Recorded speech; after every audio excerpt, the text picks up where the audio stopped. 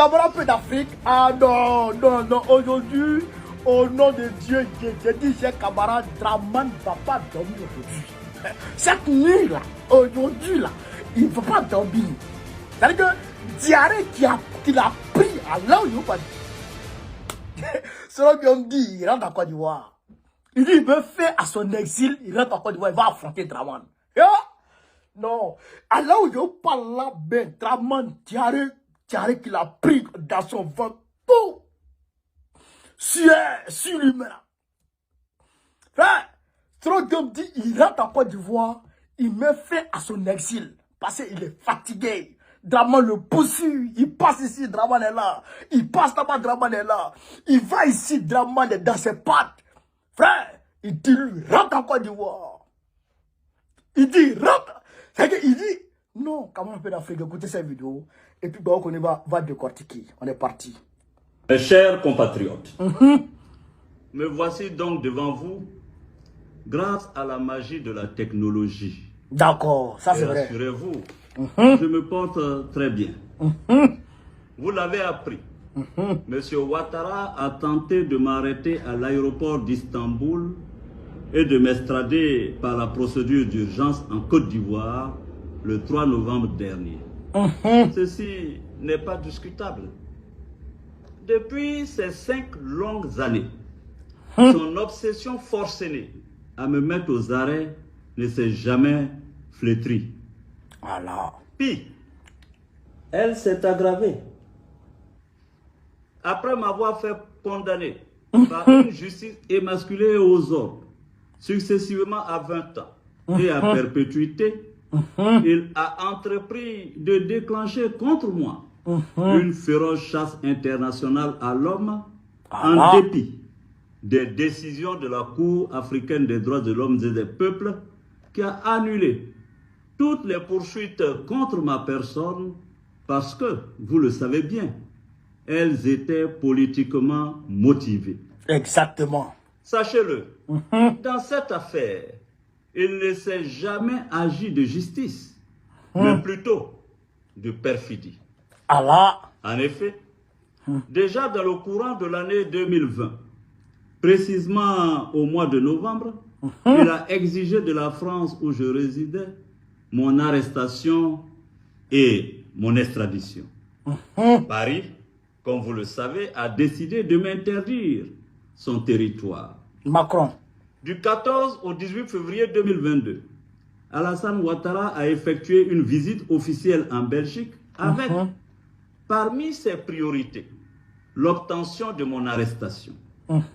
Il a expressément exigé que le visa Schengen que je détenais ne soit pas renouvelé.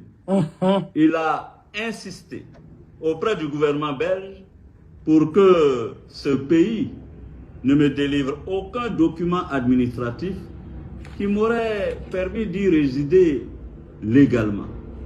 Ceci aussi est incontestable. Ceci m'a contraint à emprunter une autre destination pour mon exil. En janvier 2022, je me suis installé à Dubaï. Le 23 décembre 2022, de la même année, recevant les lettres de créance de l'ambassadeur des Émirats arabes unis, il a profité pour réclamer mon arrestation et mon extradition en Côte d'Ivoire. Ceci ne se discute pas non plus. Informé, j'ai dû me résoudre, la mort dans l'âme, à nouveau, à prendre le pénible chemin de l'exil, m'enfonçant toujours plus loin dans les confins du continent asiatique. Chers compatriotes, la dernière tentative d'arrestation opérée à Istanbul démontre, si besoin en était, que le seul lieu de repos paisible que M. Ouattara me réserve est bien le cimetière. Est-ce le lieu auquel l'on doit destiner son bienfaiteur? Celui qu'on affublait hier encore c'est mon fils? Non. Je revendique le droit légitime à la vie et je n'irai pas plus loin dans mon exil. Je refuse d'être un fugitif, d'autant plus que, devant Dieu et les hommes, je ne suis coupable d'aucun forfait qui mériterait un tel châtiment. C'est pourquoi j'annonce, ici et maintenant, que je mets fin à mon exil. Car il m'est pénible de vivre loin de ma terre ancestrale et natale d'Afrique. Je veux vivre dans la quiétude avec ma famille, mes proches et ceux que je chéris le plus. Je veux pouvoir contribuer à la réconciliation des fils et des filles de mon pays et apporter ma pierre à l'édification de la paix, de la concorde entre les peuples d'Afrique. Vive la Côte d'Ivoire, je vous remercie. Nous on dirait merci, M. Soro. Tu as parlé, ça c'est bien ça. Camarade peu d'Afrique. Vous venez d'écouter Soro Kibafori Guillaume, celui-là même qui a pris les armes pour que Dran Ouattara soit président. On a dit on ne prend pas les armes. Les armes, c'est pas bon. On prend les armes contre ton pays. Tous ces pays sur terre. Avant d'aller dans les analyses, chers camarades d'Afrique, je voudrais ici attirer votre attention sur un fait. C'est que l'analyse de forme de Soro Guillaume. Regardez comment il est. Regardez comment Soro Guillaume est devenu. Il est devenu maigre. Il a vieilli. Tu sens qu'il est malade. Tu sens que... Regardez très bien. Tu sens que il ne pète pas la forme en tout cas. Vous comprenez? Il ne pète pas la forme. Ça ne va pas. En réalité. Camarade d'Afrique, ça ne va pas. Soro Guillaume ne va pas bien. Donc, décide de rentrer en Côte d'Ivoire. Draman, il sait qu'aujourd'hui, il ne va pas dormir. Ça, c'est clair. Soro compte sur quoi pour dire qu'il met fin à son exil? Soro compte sur quoi? Ça, c'est une question fondamentale. Une question qui va frapper Draman. Dans son être.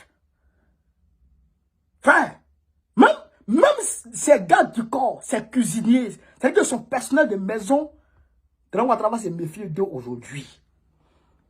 Il n'aura confiance en personne aujourd'hui. Il s'est dit que Soro Guillaume est passé par celui-là pour l'attaquer. Frère, Soro Guillaume dit rentre. Donc c'est gâté sur Draman. Mais il est très important. Soro Guillaume, quand je disais que Soro Guillaume était en Belgique, les gens ne croyaient pas. Certains disaient qu'il était au Mali, il était ceci, il était cela. C'est faux. Il n'était pas au Mali. Il était en Belgique. Quand la France l'a chassé, il est parti en Belgique. De la Belgique, en 2002, il est parti à Dubaï. Fin 2023, il s'est réfugié quelque part là-bas, en Asie. Sûrement vers la Russie. Ah, c'est clair. Mais, s'il était là-bas, s'il était en Russie, et qu'on devrait l'attaquer, on devrait l'arrêter à Dubaï. Bon, on devrait l'arrêter à Istanbul. Il faut dire qu'il voyageait. À l'aéroport d'Istanbul, il faut dire qu'il voyageait. D'un point A à un point B. Ah, c'est clair. C'est qu'il voyageait d'un point A à un point B. Peut-être qu'il quittait là-bas pour rentrer en Afrique, ou il quittait, on ne sait pas où il est actuellement. Mais il dit, mais fait à son exil. Le drapeau qui est derrière là, c'est un camouflage. C'est un camouflage pour qu'on ne sache pas où il est.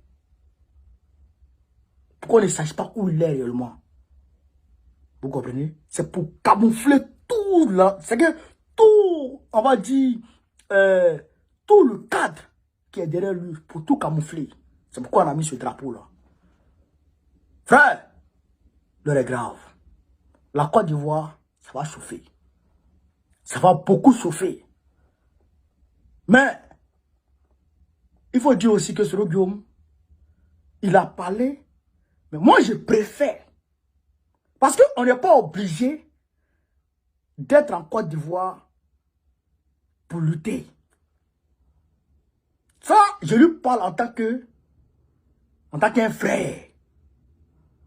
Même si on a des points de divergence, largement divergents. Parce que moi, je suis contre les armes. Je suis contre ça. Donc, de ce point de vue-là, on a des points divergents. Moi ce que je peux lui donner comme conseil,